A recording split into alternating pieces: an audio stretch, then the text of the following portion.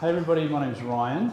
I'm a vet in the Taranaki, but I went to a vet school here.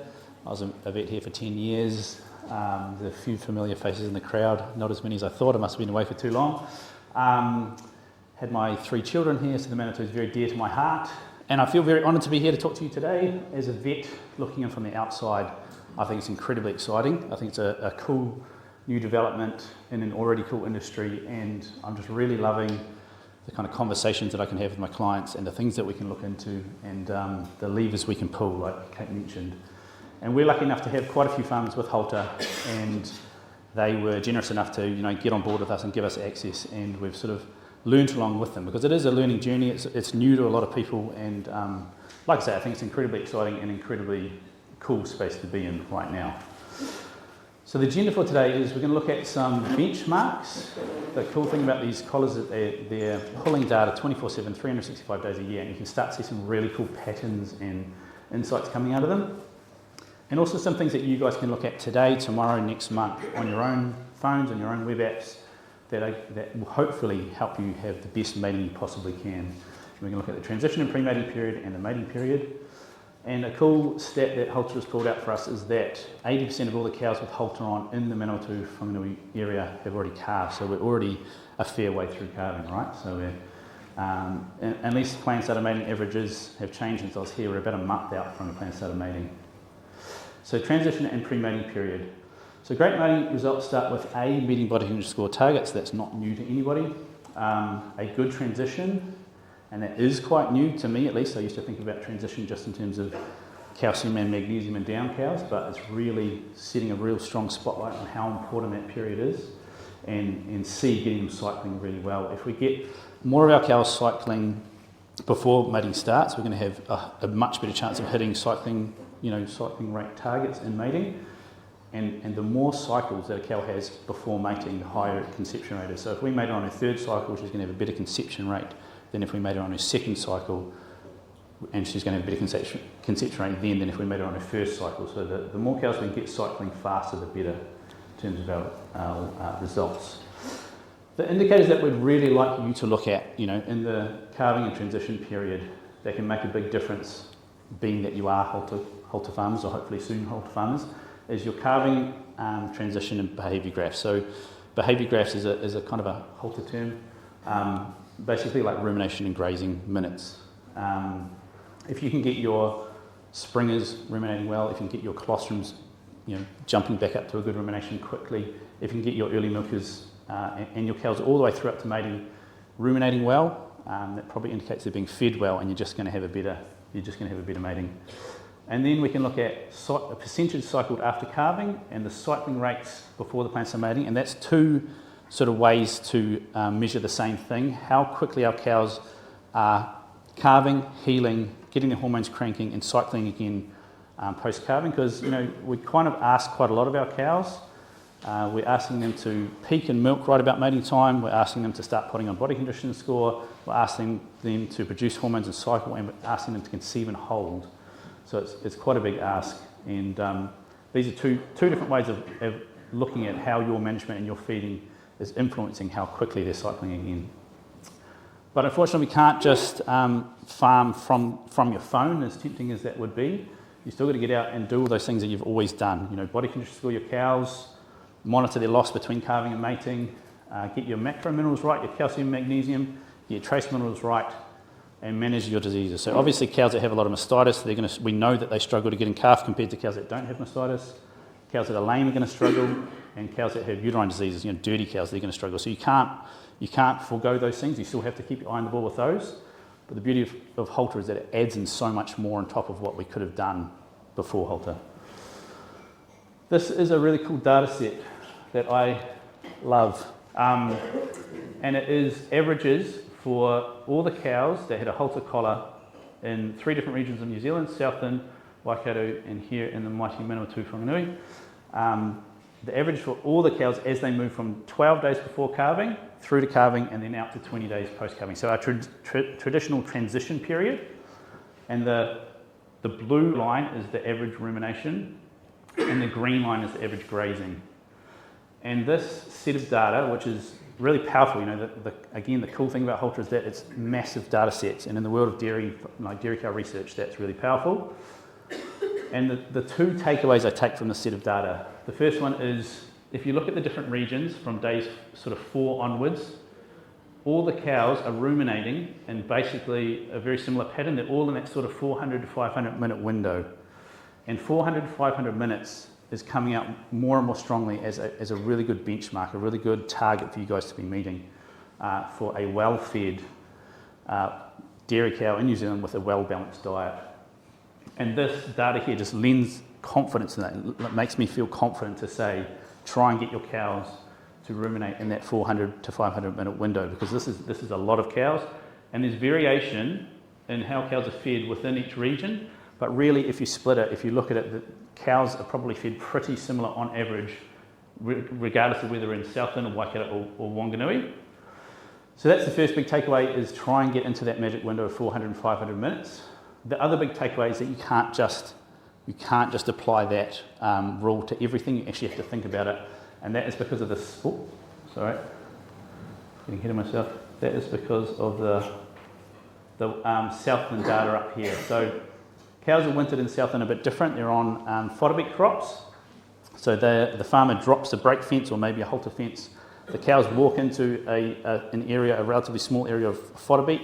Fodder beet's really high in high in energy and high in sugars and high in starches.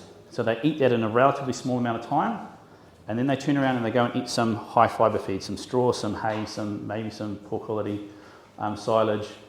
And the farmers down there are doing it. They're purposely bumping up the fibre to counteract the risk of rumen acidosis because the fodder beet's so high in sugars.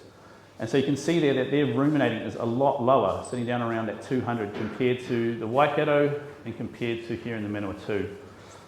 And so that demonstrates to us, the cows are not eating for very long compared to farms in other parts, but they're ruminating really high because the farmers really pumped up the fibre. So the kind of rule that goes with that 400, 500 minute window that you can apply to your own cows is that you want them to be 400, 500 minute, but feed matters, and particularly fibre content matters. And so, you still use your brain, you'll still check everything else out, ask questions if you need to, but that really demonstrates it to us. And that's compared to, say, the Manawatu. They're grazing fairly similarly to what they're grazing once they've calved, probably a little bit less because we're not feeding them as much because they don't need as much. And they're ruminating pretty similarly, so they're probably, very similar to what they're doing post-calving, so that tells us that they're probably being adequately fed on average. So that's really, again, this is new stuff. We don't have oodles and oodles of industry guidelines and set knowledge, so we're learning all the time, and this, keep doing that, really makes me confident that those two rules apply well and we can sort of trust them. So some national and regional benchmarks. These are these two measures of how quickly cows cycle post-calving and how the way that you manage them and you feed them influences that. And there's sort of two ways to cut the same thing. So the percentage of cows that cycle once they hit 6 weeks post-calving is a measure of how well you're feeding, is allowing those cows to cycle again, but it's kind of independent of calving patterns. So if you had a bit of a poos mating last year, and so now you've got a slow calving pattern, it's really hard to get your cows cycling fast again. You can do whatever you want to do, but it's going to have an influence on how quickly your cows cycle. And your calving pattern really heavily influences your cycling rates in the lead up to planned starter mating, whereas it doesn't have much of an influence on this. So it's quite cool to see that, even if you've got a slow calving, you can check out this number and know that you're doing what you can to get them cycling. So the average percentage of cows that have cycled once they've hit 6 weeks post-calving for the whole country, every halter cow that in the whole country, the average is 56%, and the average of the top 25% quartile is 70%. Then we come to the Manawatu, and the average is 51%, so a little bit below, and the top 25% is 65, so a little bit below again. And I don't know what kind of spring you've had down here, but in the Taranaki it's been pretty abysmal, and so I suspect that is what is going on. You would know better than me, but I hear that in Southland they've had an absolutely cracking spring. Screw those guys. But then that was reflected in their numbers. When I looked at their numbers from the previous presentation, which was done yesterday, they were above national average. So I suspect that having not such a good spring just has an influence on that. In terms of the cycling rates before the plan started mating, this is what you get in your little graph on your phone, and I just think that's incredibly powerful. That's game changing to me as someone looking from the outside. Because in the past, some of our farms used to pre-mate tail paint, and then they might have worked out how many cows had cycled 10 days out before the plan started mating or at the plan started mating, and that might have told them whether they're doing well or not, but the only lever you've got to pull at that point is to put seeders in or not. You guys can track it right from 6 weeks out or before, and you can see that if you're under target, you can do something about it. If you're tracking under those target lines, you can do something, and I think that's really powerful. So in 2024, because we've got a full set of data, we're only at 4 weeks before the plan started mating now. So 26% of all Halter cows were cycling 6 weeks before the plan started mating, 44 at 4 weeks before the plan started mating, 62 at 2 weeks, and then 74% was the average. And the industry target is 85%. So on average, we're still a wee bit behind, but that's targets are set high for a reason. Here in the Manawatu, it's fairly similar. So 6 weeks out, it was 25%, 4 weeks out, it was 40%, 2 weeks out, it was 51%, and at the plan started mating last year, it was 62%. So yeah, I don't know what's going on there. You guys will be aware of what the season was like more than I am, but a little bit behind. And then this season so far, 27% of cows were cycling 6 weeks before the plan started mating, and 37% a month. This is where we're at right now. So 30% on average, 30% of Halter farms in the Manawatu Wanganui are cycling as of now. So I'd really encourage you to get your phones open at some point today, tomorrow, another time, and have a close look at your graph, see what they're doing, and if they're behind, look more closely into it and decide what you're going to do. I've jumped ahead and started talking about that already. So yeah, check if your cycling's on track. If you're not on track, see who's not cycling. Check whether it's your young cows, is it your late calvers, who is it, and decide what you're going to do. Are you going to put some cows on once a day? Are you going to separate out a mob and feed them up? You can do that stuff so much more easily with Halter. Again, pretty game changing. Or are you going to be more aggressive this year with your seeders and on a select group of cows? Again, review your body condition score and the rate of loss between calving and mating. That doesn't go away. That's still incredibly important. Review your cow requirements versus the feed offered and utilised. And again, we'll go into that more later. That's another game-changing feature, I think, of Halter that can really help you out. And as always, monitor your rumination and grazing times and their consistency as you move from your post-calving period into your pre-mating and into your mating period. This is a kind of a case example from one of the farms that I work with. So this is their cycling rates in the lead up to mating last year. So this dark blue line is them as they moved in towards mating, and that little star is the target line. That dotted line is the target that Halter makes for you. And you can see that they're a bit behind. The dark blue line is last year and the light blue line is the year before. And they're doing a bit better early on than the year before, but they were disappointed. They were coming into mating, they were a bit behind in their cycling. And when we split it out further, we can see that the green line is their 4 to 8 year olds, and the blue line is the 2 year olds, dark blue line, and the light blue line is their 3 year olds. So their heifers were struggling, their young cows were struggling. Their 9 year olds were also struggling, but I kind of am a bit guilty of just ignoring old cows, because no matter where I look, old cows struggle, and about as much as I tell people to do anything about that, it's just don't have too many old cows. But I'm not the one that has to put, cow 2, 3, 4 that is a beautiful cow and friendly and milking like a Trojan and producing lots of lovely heifers onto the truck just because she's old, but I kind of ignore old cows. So we knew that the young cows were struggling, and you can see here that this farm doesn't normally do seeders. They decided to do seeders this year, and they really focused on the young cows. You can see we didn't really do much with the old cows, and we did a few of the mixed age cows. But more than that, these guys really, really dialed in on their body condition scoring and their feeding to requirements. So they really utilised the tools that they had. We did multiple body condition scores. They fed and fed and fed and fed them, and they really focused on body condition score at the end of the season. So they individually scored all the cows, and they paid particular attention to drying off the young cows, matching up their body condition score and their expected calving date. So if they had a young cow 2 or a 3 year old that was skinny and an early calver, they dried her off a lot earlier so that she had lots of time to put on weight and hit her body condition score targets. And the the young cows that were fatter and calved later, they let milk on for a bit longer. And their heifers looked really, really good at calving time. And I was, in a non-condescending way, I was really proud of them. I was really excited to be involved in that, and it was really cool. And we're still early on the piece, but you can see that their cycling rates are already looking a bit better. And I don't know how Halter does this trajectory, but the trajectory is looking really good. And the exciting part for me is that you can see that the heifers have reversed the pattern now. So the green line is their mixed age cows, and the blue lines are the young cows, and they're beating the older cows as it stands now. So that's really satisfying to be involved in that. And they did a lot of hard work, and it was really cool to see. So that is the pre-mating period. Now imagine that we're in mating. What are the things that we can do? What are the things we can measure? What are the things levers can we pull using the stuff the stuff you've already been doing and Halter to try and maximise your mating.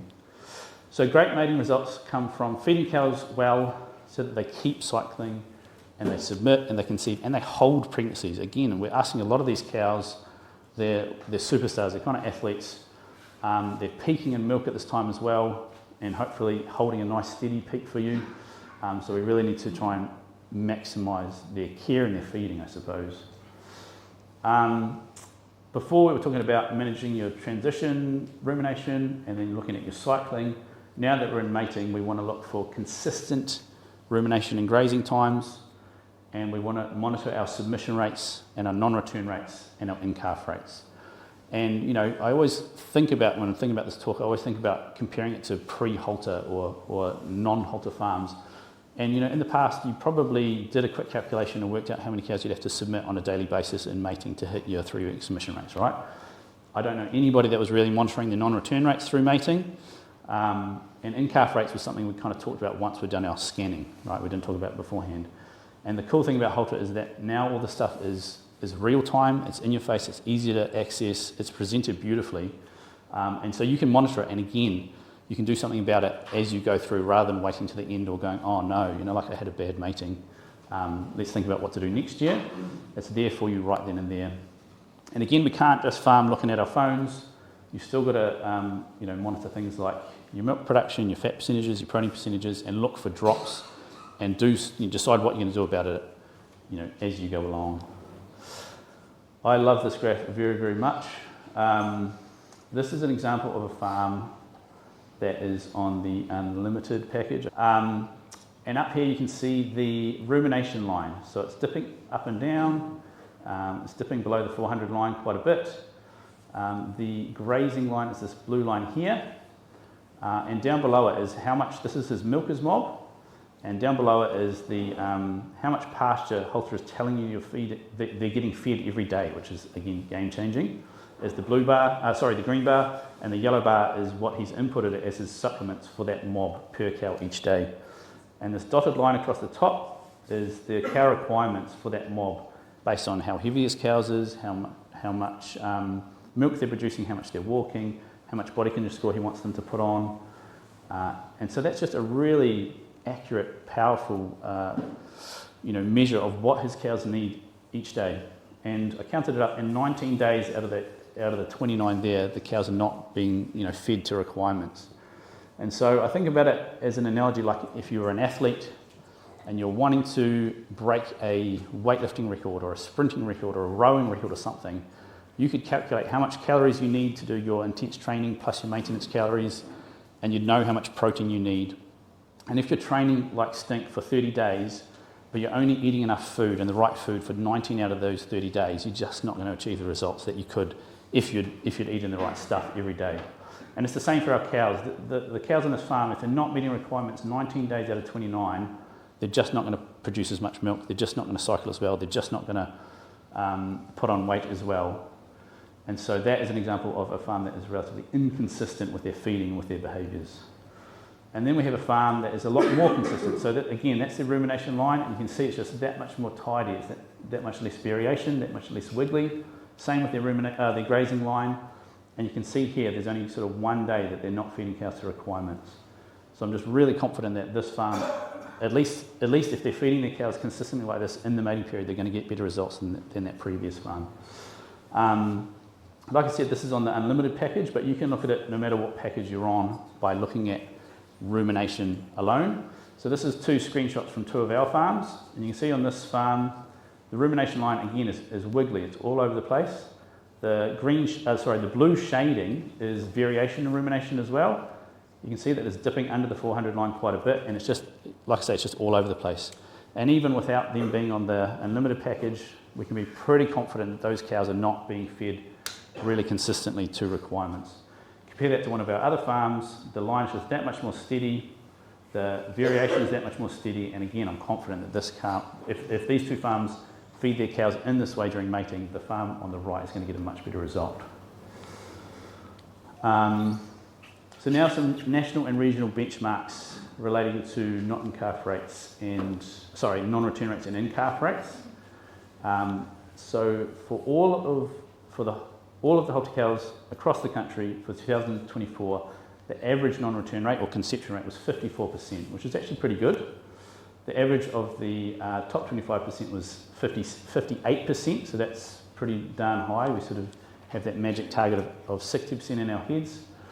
And then down in the Manawa 2, the average was 52% average conception rate or non-return rate, and the top 25% was 55%. So a little bit lower, but pretty much on par, I would say, overall. In terms of our 6-week in calf rates, the average 6-week in calf rate was 72% for the whole country, here and in the Manawa 2, and that's pretty high. I think that's a lot higher than when I calculate it for our full list of clients in the practice I'm in here and the practice I was in previously. That's pretty darn good, and I suspect that people who put Halter on are probably already better farmers, and I think Dairy NZ's done a study to suggest that as well, or get cows in calf better anyway. And then the average of the top 25% is 76% for the whole country and 77% for you guys in the Manawa 2. So I think a takeaway from that is that you guys are playing on a national stage really well, and that there's no reason why you can't get your cows in calf just as well as anywhere else in the country. And it's something to be proud of. So an overview of the key actions in the mating period is monitor your submission rates. Again, it's presented for you beautifully. It's in real time. You can look at it and decide what you want to do about it.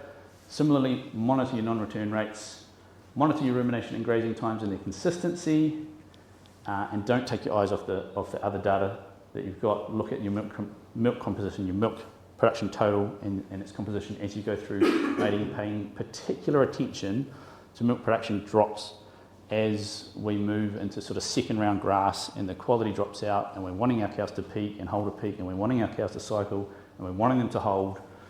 It's pretty critical to keep a really close eye on your milk production.